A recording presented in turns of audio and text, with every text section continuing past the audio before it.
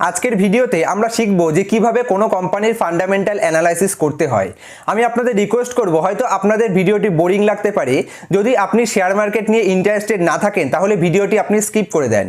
আর যদি আপনি seriously share market থেকে পয়সা ইনকাম করতে চান তাহলে এই ভিডিওটি লাস্ট অবধি দেখুন এবং মনোযোগ সহকারে দেখার আমি অনুরোধ জানাই।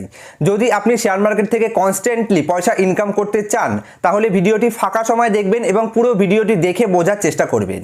আপনি যে কোম্পানির শেয়ার কিনতে চান সেই কোম্পানি সম্পর্কে যদি আপনার সঠিক ধারণা না থাকে, আপনি যদি না জানতে পারেন যে কোম্পানির বিজনেস পোটেনশিয়াল কতটা আছে, কোম্পানি কতটা প্রফিট কামাচ্ছে, কতটা লস জেনারেট করছে, এগুলো যদি আপনি না জানেন, কোনো কোম্পানি সম্পর্কে যদি আপনার সঠিক ধারণা না থাকে তাহলে আপনি ওই কোম্পানির শেয়ার যখন নিচে চলে আসবে আপনার কাছে কনফিডেন্টের অভাব হবে এবং তখন আপনি শেয়ারটি বিক্রি করে দিতে বাধ্য হবেন।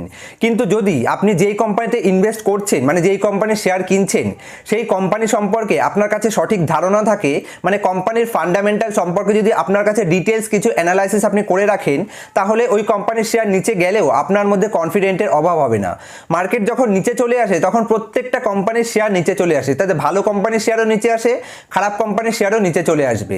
যখন মার্কেটে ক্র্যাশ আসবে অথবা কারেকশন আসবে তখন ভালো স্ট্রং ফান্ডামেন্টাল আলা কোম্পানিগুলোর শেয়ার আপনাকে কিনে রাখতে হবে, তাতে আপনার লং টার্মে অনেক বেশি প্রফিট জেনারেট হওয়ার চান্স থাকে। তো আজকের ভিডিওতে আমি আপনাদের শেখাবো কিভাবে আপনি একটি কোম্পানির ফান্ডামেন্টাল অ্যানালাইসিস করতে পারবেন। এই জন্য সবার প্রথমে আমি আপনাদের গুগলে নিয়ে যাচ্ছি এবং সেখানে স্ক্রিনের মাধ্যমে বোঝানোর চেষ্টা করব যে ফান্ডামেন্টাল কিভাবে চেক করতে হয়। তো আমরা সবার প্রথমে গুগলে সার্চ করব স্ক্রিনার।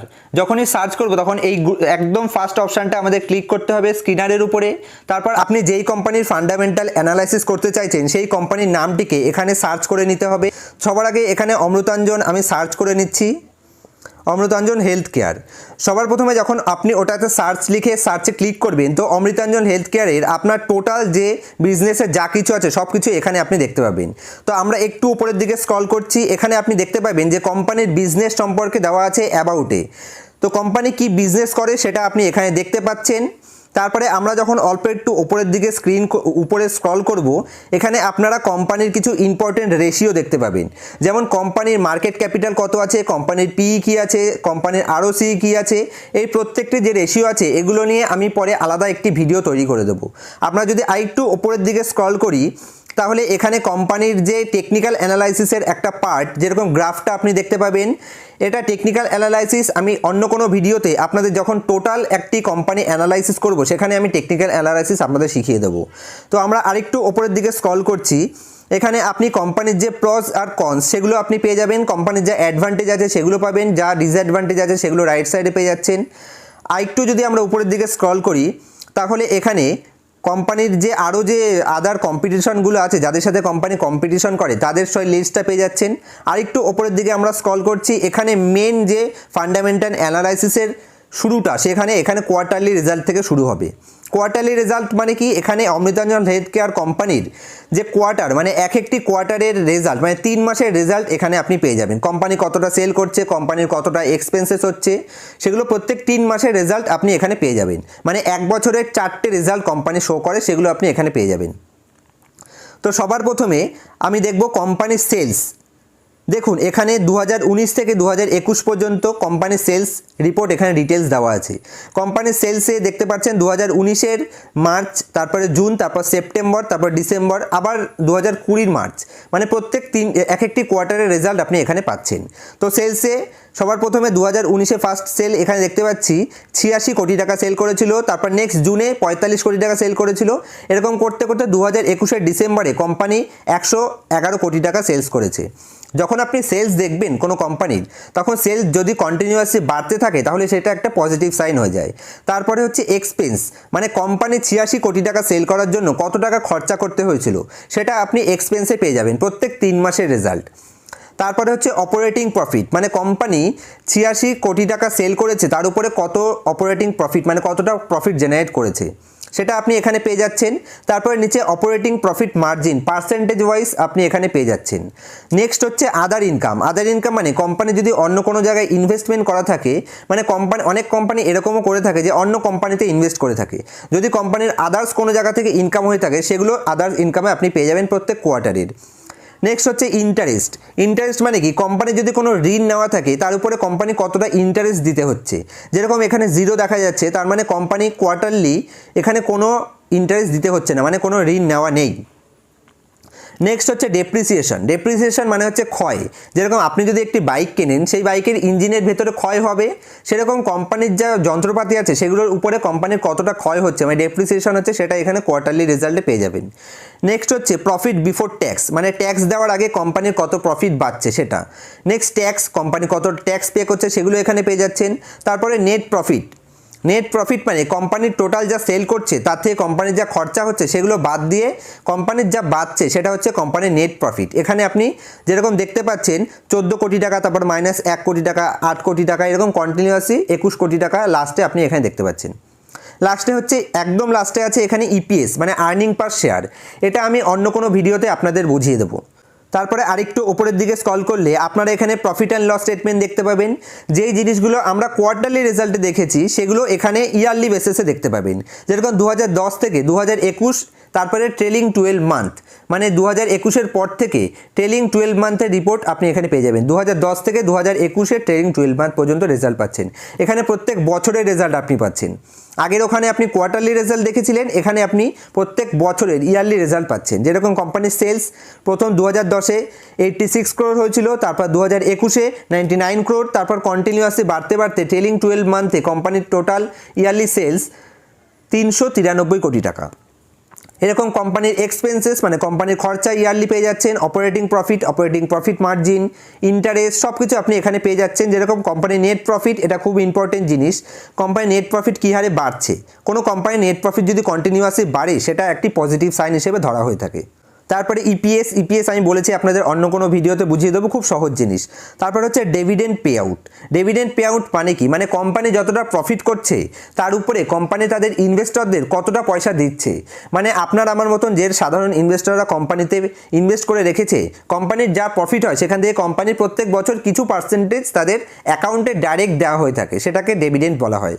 নেক্সট আপনি এখানে দেখতে পাচ্ছেন কোম্পানির যে সেলস গ্রোথ, কোম্পানির কম্পাউন্ডেড সেলস গ্রোথ দেখতে পাচ্ছেন 10 বছরে 13%, 5 বছরে 14%, 3 বছরে 15%, ট্রেলিং 12 মান্থে 32%। এরকম কোম্পানির প্রফিট গ্রোথ দেখতে পাচ্ছেন, সিএজিআর দেখতে পাচ্ছেন, রিটার্ন, তারপর রিটার্ন অন ইকুইটি আপনি এখানে পেয়ে যাচ্ছেন। নেক্সট যদি আমরা আরেকটু উপরের দিকে স্ক্রল করি তাহলে আপনি এখানে ব্যালেন্স শিট দেখতে পাবেন। এটা খুব ইম্পর্টেন্ট জিনিস। আপনি কোনো কোম্পানির ফান্ডামেন্টাল যখন অ্যানালাইসিস করবেন তখন ব্যালেন্স শিট আপনাকে কয়েকটি জিনিস খুব ভালোভাবে বুঝিয়ে দিতে সাহায্য করবে। যেরকম সবার প্রথমে ব্যালেন্স শিটে আপনারা দেখবেন যে কোম্পানির রিজার্ভ কী আছে। কোম্পানির রিজার্ভ মানে কি, কোম্পানি যা প্রফিট কামাচ্ছে, যা খরচা করছে তার উপর সব কিছু পে আউট করার পর কোম্পানি নিজের কাছে কতটা পয়সা রাখছে যেটা কোম্পানির অ্যাকাউন্টে রয়েছে, সেটাকে বলা হয় রিজার্ভ। যেরকম আপনি আপনার সংসার চালানোর জন্য আপনি যে ইনকাম করছেন, যা খরচা করছেন, তারপরে আপনার সেভিংস অ্যাকাউন্টে যেই পয়সাটা থাকছে সেটা আপনার রিজার্ভ। সেরকম কোম্পানির রিজার্ভ এখানে কোম্পানির রিজার্ভেশনে আপনি দেখতে পাবেন। যেরকম 2010 থেকে 2019-এ প্রথমে 2010-এ 94 কোটি টাকা রিজার্ভ ছিল, তারপর এখন 2021-এ কোম্পানির রিজার্ভ হচ্ছে 236 কোটি টাকা।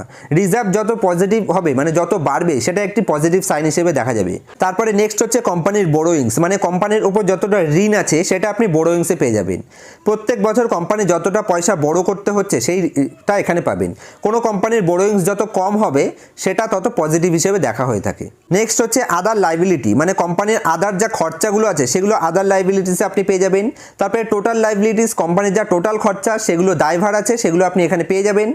নেক্সট হচ্ছে কোম্পানির ফিক্সড অ্যাসেট, মানে কোম্পানির কাছে যা অ্যাসেট আছে সেই টোটাল ফিক্সড অ্যাসেট, মানে কোম্পানি যদি কোনো বিল্ডিং কিনে থাকে, কোম্পানি যদি কোনো মেশিন কিনে থাকে, সেগুলো সবগুলো মিশিয়ে কোম্পানি ফিক্সড অ্যাসেটে দেখায়। নেক্সট হচ্ছে সিডাব্লিউআইপি, খুব ইম্পর্টেন্ট। সিডাব্লিউআইপি মানে হচ্ছে ওয়ার্কিং প্রোগ্রেস, মানে কোম্পানি কোনো একটা প্রজেক্ট যদি চালু করে তাহলে সেই প্রজেক্টটা যদি কোনো ওয়ার্কিং প্রোগ্রেসের মধ্যে থাকে, মানে যেটা দিয়ে এখনও কোম্পানির ইনকাম স্টার্ট হয়নি, কিন্তু ওয়ার্কিং প্রোগ্রেস কমপ্লিট হয়ে যাওয়ার পরে তারপর কোম্পানির ওই ওয়ার্কিং প্রোগ্রেস, মানে যেটা ওয়ার্কিং প্রোগ্রেসে এখন ছিল সেটার উপর থেকে কোম্পানির প্রফিট হওয়ার চান্স অনেক বেশি থাকে। তাই ওয়ার্কিং প্রোগ্রেসে যদি কন্টিনিউয়াসলি থাকে তার মানে কোম্পানি কন্টিনিউয়াসলি নিজেদের যে ক্যাপাসিটি সেটাকে বাড়াচ্ছে। যেমন এখানে 2021 এবং ট্রেলিং 12 মান্থে 2 কোটি টোটাল সিডাব্লিউআইপি চলছে। ইনভেস্টমেন্ট মানে কোম্পানির টোটাল যা ইনভেস্টমেন্ট আছে সেখানে এটা পেয়ে যাবেন। তারপর একদম লাস্টে টোটাল অ্যাসেট আপনি এখানে লাস্টে পেয়ে যাবেন। তারপর যদি আমরা আরেকটু উপরের দিকে স্ক্রল করি, এখানে আপনি দেখতে পাচ্ছেন কোম্পানির ক্যাশ ফ্লো খুবই ইম্পর্টেন্ট জিনিস। আপনি যখন কোনো কোম্পানির ক্যাশ ফ্লো দেখছেন সেখানে ক্যাশ ফ্লো পজিটিভ হওয়া খুবই জরুরি। ক্যাশ ফ্লো পজিটিভ থাকার মানে হচ্ছে কোম্পানি যতটা পরিমাণ মাল সেল করছে, প্রোডাক্ট সেল করছে, সেই পয়সাটা কোম্পানি নিজের ঘরে আনতে পারছে।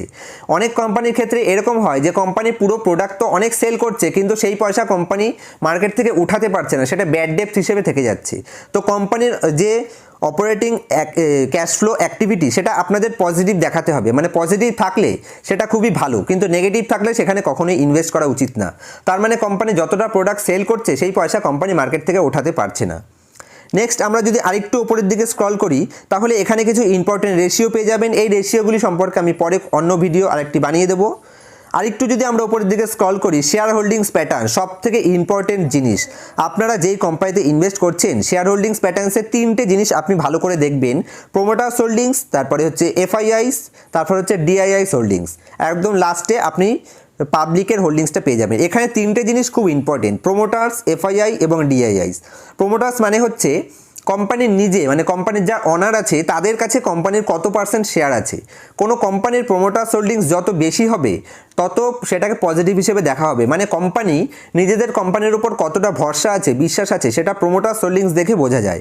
সুতরাং প্রোমোটার্স হোল্ডিংসে যত বেশি হোল্ডিংস কোম্পানির কাছে থাকবে সেটা তত পজিটিভ। যেমন এখানে কোম্পানির কাছে 50% স্টেক কোম্পানি হোল্ড করে, 50% একটা স্ট্যান্ডার্ড প্রোমোটার্স হোল্ডিংস হিসেবে দেখা হয়ে থাকে। নেক্সট হচ্ছে এফআইআইস মানে হচ্ছে ফরেন ইনস্টিটিউশনাল ইনভেস্টর, মানে ফরেন কোম্পানি, মানে ফরেন যেসব কোম্পানি আছে অথবা ফরেন ইনভেস্টররা এই কোম্পানিতে কতটা ইনভেস্ট করছে। দেখুন, ফরেন ইনস্টিটিউশনাল ইনভেস্টরদের কাছে সবসময় তাদের কাছে অনেক বেশি সোর্স থাকে। কোনো কোম্পানির ভিতরে কি হচ্ছে সেই সোর্সটা ওই এফআইআইসের কাছে অনেক বেশি থাকে, আর এফআইআইসদের অনেক ইন্টেলিজেন্ট হিসেবে দেখা হয়ে থাকে। তাই জন্য এফআইআই স্টেক যত বেশি হবে সেটাকে তত পজিটিভ সাইন হিসেবে দেখা হয়ে থাকে। নেক্সট হচ্ছে ডিআইআইস মানে হচ্ছে গিয়ে ডোমেস্টিক ইনস্টিটিউশনাল ইনভেস্টর, যেগুলোর মধ্যে মিউচুয়াল ফান্ড, মানে ইন্ডিয়ান মধ্যে পড়ে, ইন্ডিয়ান যেসব ইনভেস্টররা আছে, যেগুলো কোনো ফান্ড হাউস বলতে পারেন অথবা কোনো এলআইসি থেকে ইনভেস্ট করছে বা বড় বড় কোম্পানি থেকে যারা ইনভেস্ট করছে সেগুলোকে ডিআইআইসের মধ্যে রাখা হয়। ডিআইআইসকেও একটি স্ট্রং হ্যান্ড হিসেবে ধরা হয়। ডিআইআইসের যত বেশি হোল্ডিংস থাকবে তত সেটাকে পজিটিভ হিসেবে ধরা হয়ে থাকে। তো আমরা প্রোমোটার্স হোল্ডিংসের 3টে জিনিস দেখব। প্রোমোটার্স হোল্ডিংস বেশি থাকতে হবে, আর এফআইআই ডিআইআইস হোল্ডিংস বেশি থাকতে হবে। প্রোমোটার্স, এফআইআই এবং ডিআইএস এর কাছে যত বেশি হোল্ডিংস থাকবে সেটা তত পজিটিভ হিসেবে দেখা হয়ে থাকে। যেরকম আমি আপনাদের একটি উদাহরণ দিয়ে দেখাচ্ছি।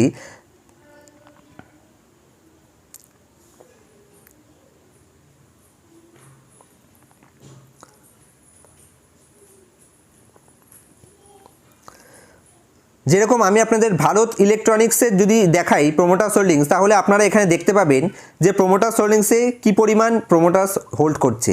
দেখুন, এখানে প্রোমোটার্স হোল্ডিংসে 51%, এফআইআইসের কাছে 17% এবং ডিআইএসের কাছে 26.77%, কিন্তু পাবলিকের কাছে মাত্র 4.89%। এটা খুবই পজিটিভ সাইন। দেখুন, পাবলিকের কাছ থেকে শেয়ার স্ট্রং হ্যান্ডের কাছে গেছে 2019 থেকে 2021-এর মধ্যে, যেখানে পাবলিকের কাছে 10.80% ছিল সেখান থেকে কমে 4.89% হয়েছে। তার মানে বাকি যে পার্সেন্টেজ সেগুলো প্রোমোটার্স, এফআইআই আর ডিআইআইস কিনেছে। এটাকে খুব পজিটিভ সাইন হিসেবে ধরা হয়, কারণ স্ট্রং হ্যান্ড কিনেছে লুজার হ্যান্ডের কাছ থেকে, তার মানে শেয়ার নিশ্চয়ই ওপরের দিকে যেতে চলেছে অথবা কোম্পানির মধ্যে ভালো কিছু হচ্ছে। ওই জন্য পাবলিকের কাছ থেকে এফআইআই, ডিআইআইস এবং প্রোমোটার্স নিজের হোল্ডিংসে পার্সেন্টেজকে বাড়িয়েছে। তো আমরা এখানে কি কি শিখলাম? সবার প্রথমে কোম্পানির একটু যদি আমরা উপরের দিকে স্ক্রল করি, এখানে আপনারা কোম্পানির একদম ডিটেলস পেয়ে যাবেন। কোম্পানি কি বিজনেস করছে, কোম্পানি কোন সেক্টর থেকে আসছে, সেগুলো আপনি এখানে পেয়ে যাবেন। তারপর নেক্সট হচ্ছে এখানে কোম্পানির যে ইম্পর্টেন্ট রেশিওগুলো, কোম্পানির P, market capitalisation, book value, প্রত্যেকটা জিনিস এখানে পাবেন। এটা আমি পরের ভিডিওতে ক্লিয়ার করে দেবো, খুব সহজ জিনিস। নেক্সট হচ্ছে গিয়ে আপনি এখানে গ্রাফটি দেখতে পাবেন। এখানে 200 days moving average, 15 days moving average add করা আছে। নেক্সট আপনারা আরেকটু উপরের দিকে যখন স্ক্রল করবেন, এখানে কোম্পানির অ্যাডভান্টেজ আর ডিসঅ্যাডভান্টেজ পাবেন। তারপর আপনি আরেকটু যদি স্ক্রল করেন উপরের দিকে, কোয়ার্টারলি রেজাল্টে আপনি কোম্পানির সেলস দেখবেন, যেটা অবশ্যই পজিটিভ হতে হবে, মানে প্রত্যেক ইয়ারে কোয়ার্টারে যদি বেশি হয় সেটা পজিটিভ। আর তারপর দেখবেন কোম্পানি ইন্টারেস্ট যদি কম পে করে সেটা একটা পজিটিভ সাইন। তারপর হচ্ছে কোম্পানির নেট প্রফিটটা দেখতে হবে। তারপর আপনারা যদি প্রফিট অ্যান্ড লস স্টেটমেন্টে দেখেন, এখানে আপনার কোম্পানির প্রত্যেক বছরের সেলস প্রত্যেক আগের বছরের তুলনায় যদি বাড়তে থাকে সেটা পজিটিভ সাইন। তারপর কোম্পানির আপনি ইন্টারেস্ট দেখবেন যে ইন্টারেস্ট কমেছে না বেড়েছে। তারপর কোম্পানির নেট প্রফিটটা একবার দেখে নেবেন, নেট প্রফিট বাড়া মানে সেটা পজিটিভ সাইন।